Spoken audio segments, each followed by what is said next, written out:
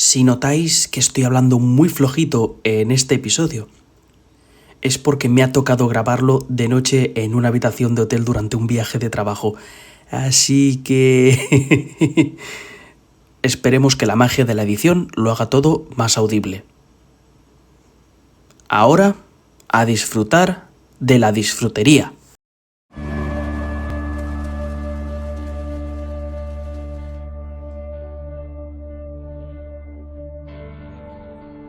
Soy transparente, invisible, y no es justo. Soy un difunto atrapado en el mundo de los vivos. Lo único que deseo es que alguien, quien sea, me mire y me diga: te veo, te acepto. Y cuando estoy junto a ti, temo por mi seguridad. Pero no pasa nada. He descubierto la manera de hacerme visible para todos. Debo lograr que alguien vivo diga mi nombre 3 veces.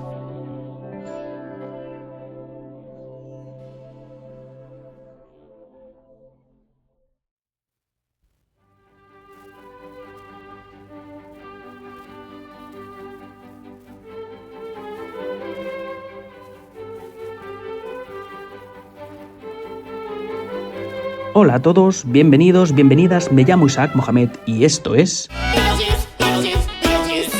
La Disfrutería. Espacio de divulgación cultural en el que divulgo cosas extrañas e insólitas.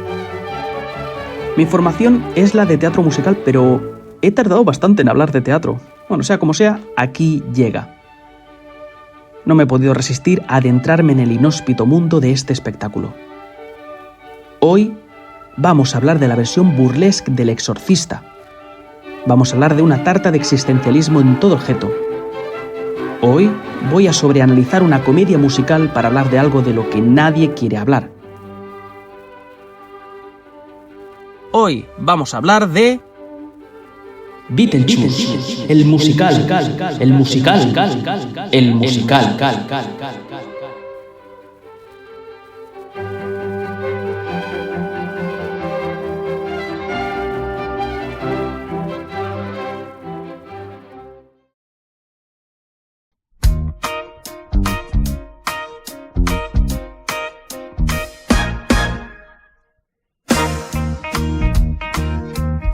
Últimamente no se paran de hacer musicales de películas famosas.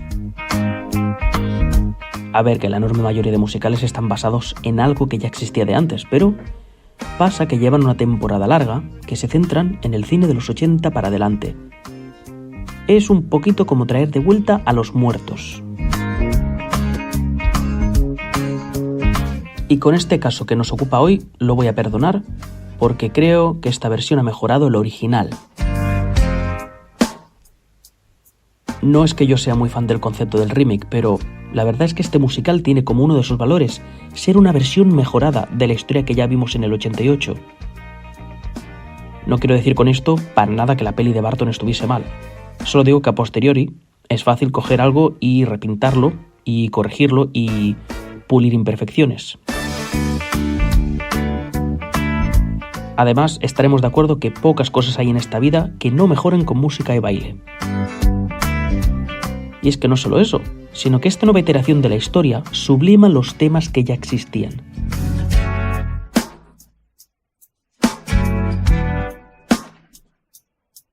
Si no conoces la película original, primero de todo y más importante, ve a verla.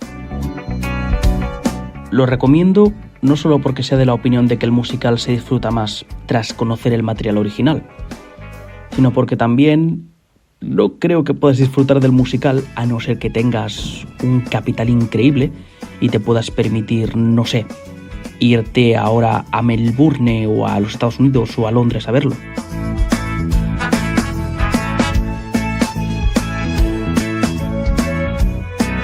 En cualquier caso, voy a refrescar rápidamente la trama.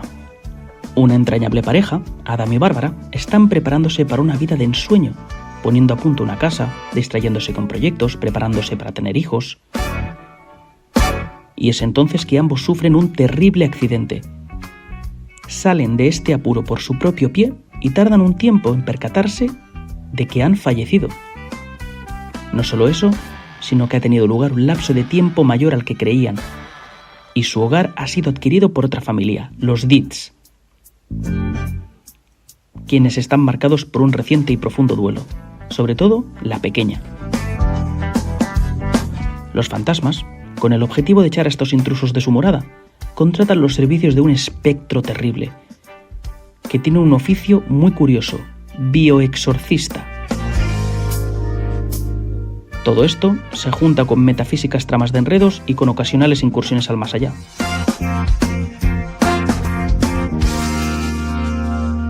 Pues a todo esto se le han puesto canciones y baile. También han hecho algunos cambios de guión y de personaje, porque para eso están los remakes, señores accionistas. Los remakes están para coger lo que había bueno en la obra original y darle una vuelta de tuerca. ¿Era necesario? Pues no, no era necesario. La película ya era fantástica y era un icono de pleno derecho. Pero se agradece. Por supuestísimo.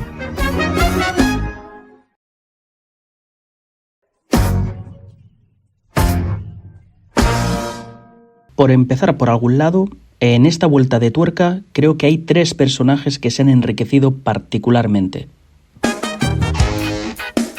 Primero, la misma protagonista, Lydia Deetz.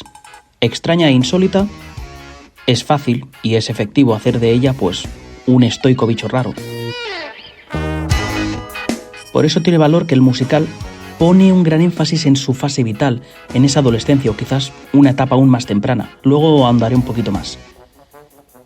Y también es importante destacar la interpretación de la actriz original de Sofía Ann Caruso, que, ¡mua!, de verdad, es maravillosa. Lleva al personaje a una dimensión más allá de la iteración de Winona Ryder.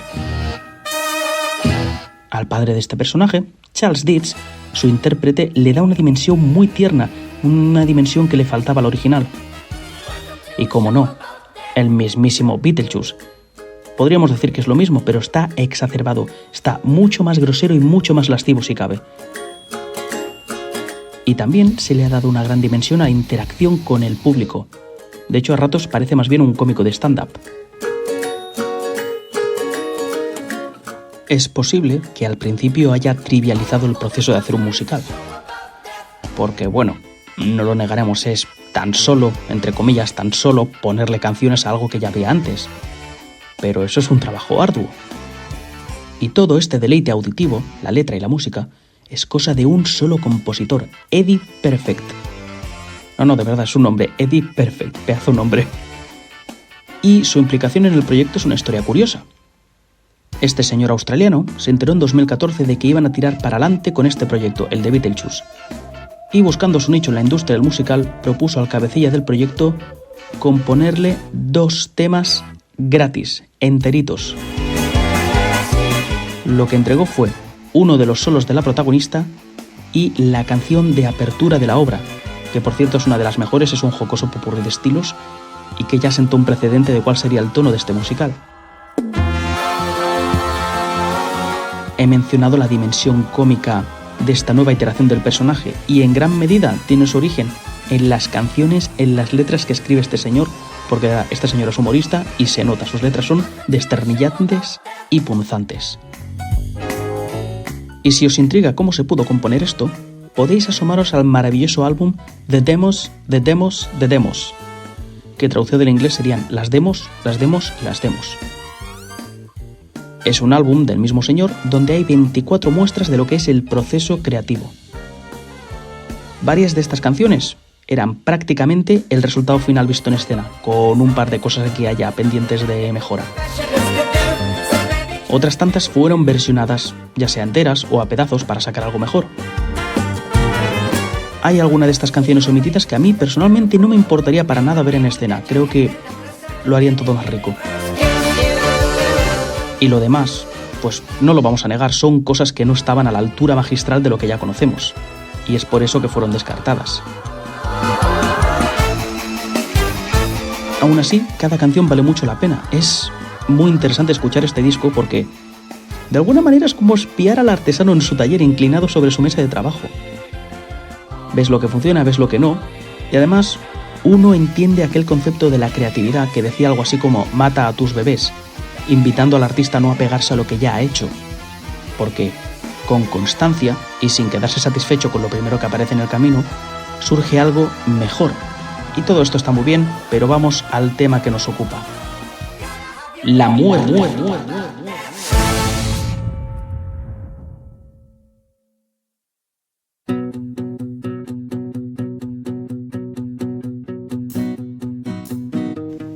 Primero de todo, y por si este es el primer programa que escuchas, voy a recordar. Yo no he venido a este podcast a deciros la verdad. Yo vengo a ofrecer mi interpretación de las cosas un poco sobreanalizada, así que todo lo que sigue, pues bueno, si estás de acuerdo bien, y si no, casi que mejor.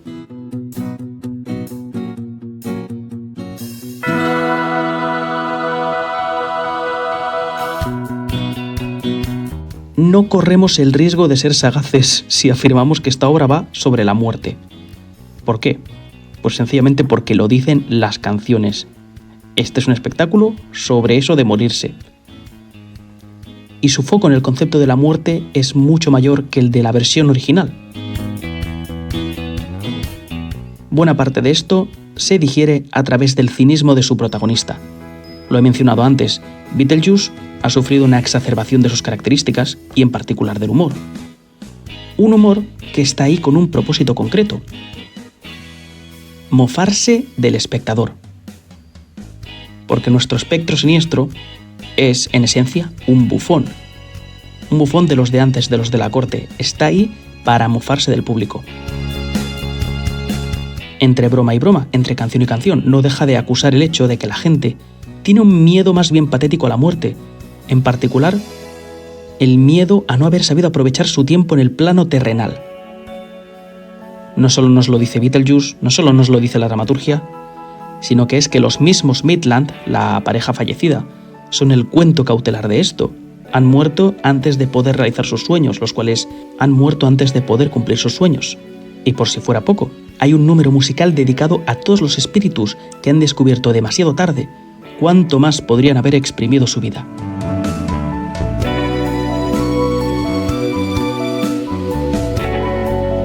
El otro aspecto de la muerte que se trata es la soledad.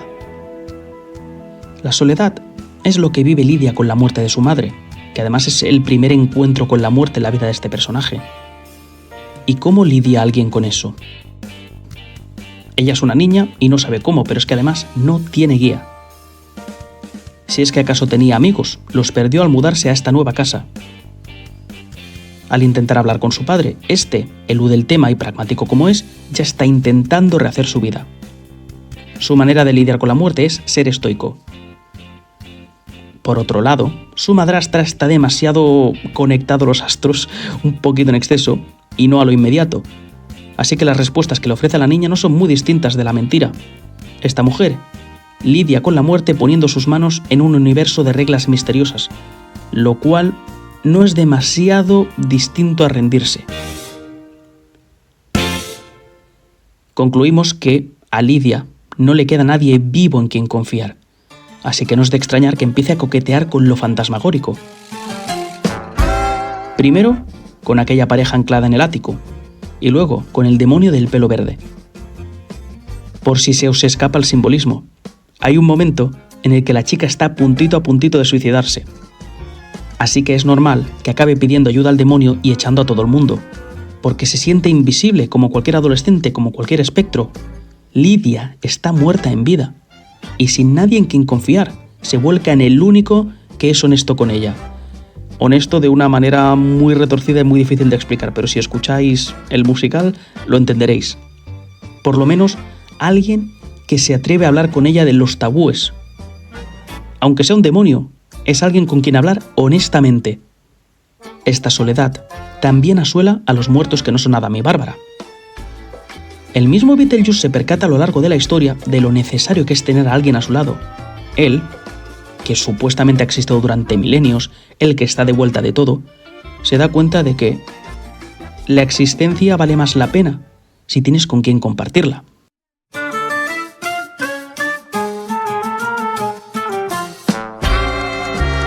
En el campo conceptual de la muerte, hemos hablado de no vivir la vida con plenitud, hemos hablado de la soledad, y hay un tercer prisma. llega un momento de la historia en el que se hace una incursión en el más allá.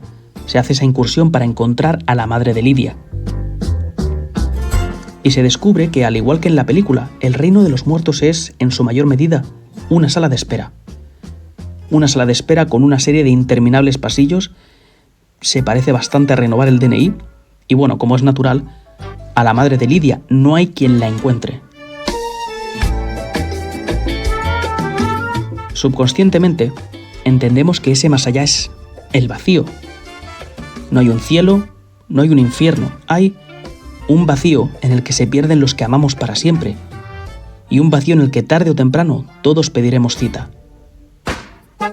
Vemos que más allá del velo, plausiblemente lo que hay es un abismo.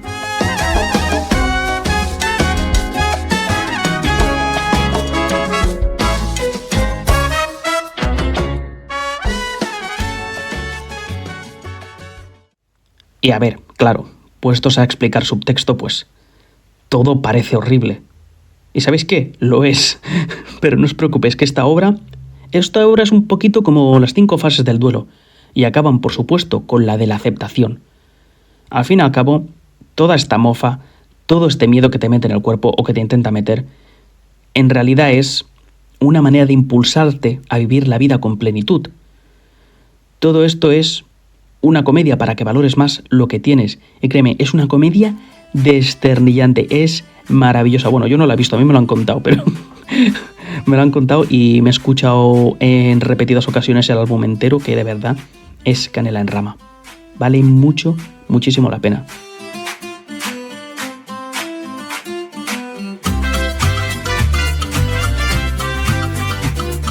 Tanto que he ensalzado la obra, deberíais saber que no le fue muy bien al principio. Según se estrenó, estuvo coqueteando con la muerte, por así decirlo. No era precisamente aclamada por la crítica, tenía un par de malas temporadas, ocasionalmente no atraía demasiada gente, y estuvieron a punto de meterla en un cajón y ponerla 2 metros bajo tierra. ¿Qué pasó? Que una de las actrices comenzó a hacer uso de las redes sociales. A través del TikTok mayormente empezó a compartir lo que era el backstage, lo que era el stage normal, lo que eran los ensayos, las funciones, el proceso de esta obra. Y así volvió el interés por Beetlejuice, el musical. Gracias a las redes sociales, de repente todo el mundo estaba loquísimo como no os imagináis por esta obra. Esto nos habla de que, dentro del contexto de la muerte, existen las segundas oportunidades, y más importante que eso, nos habla de la importancia de las redes sociales. Por cierto, no sé si he mencionado que yo tengo un Instagram y estoy intentando tener más seguidores, así que no me haría nada mal que me hicieseis un poquito de difusión si os gusta lo que hago. Esto que hago de hablar de cosas que me gustan y sobreanalizarlas, podría decirle a la gente, pues mira, aquí están los canales, está el YouTube, está el Spotify, está el iVoox, y aparte una cuenta de Instagram donde, Dios mediante, dentro de poco voy a empezar a subir más contenido y más habitualmente. Y aparte tengo un incentivo, o más bien una amenaza, como vosotros lo veáis. He pensado que cuando llegue a los 1000 suscriptores, que tan lejos no está, podría disfrazarme de Beetlejuice y cantar un poquito, que para eso soy actor de teatro musical.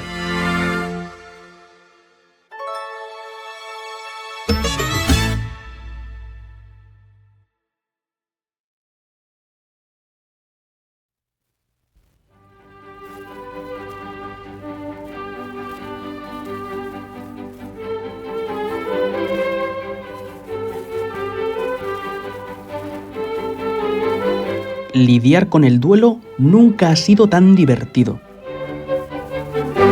Lo más característico del duelo, supongo que es que no hay respuesta. Cualquier consejo, cualquier apoyo, cualquier decisión que surja de algún modo, también muere con aquella persona.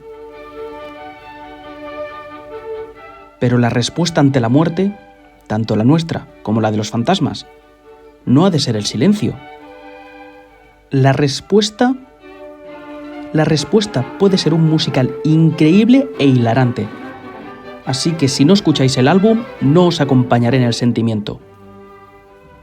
Haceos un favor y entregaos a Beetlejuice, el musical, el musical, el musical.